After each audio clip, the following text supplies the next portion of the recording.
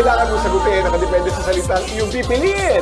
Yan ang rules ng kwentuhan dito sa Grab a Word. At humanda na kayong umamin tungkol sa ilang mga usapang mag-asawa. Nako, na nakakaintiga. Kaya let's go, guys! Let's position ourselves over here to the daddies. At the count of 3, let's grab a word, okay? Okay. 1, 2, 3.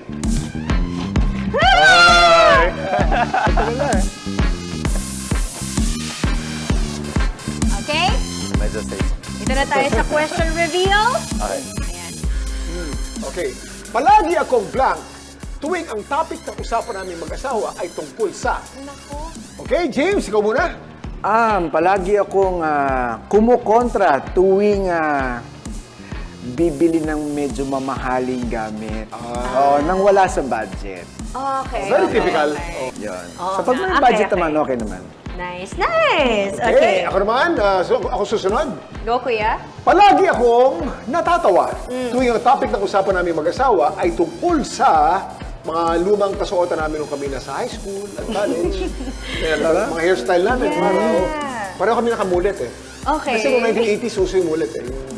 Long back. Magpatuloy yung ngayon, hindi ba? Uy, bumabalik Balik, yung bumabalik. ulit. Yes, Bumabalik, yeah. yes, oo. Oo. Kaya, reminisce naman ng na-enjoy. Okay. Okay. Susunod naman ay si Me, ako na. Palagi akong bumibilib tuwing ang topic naming mag-asawa ay tungkol sa...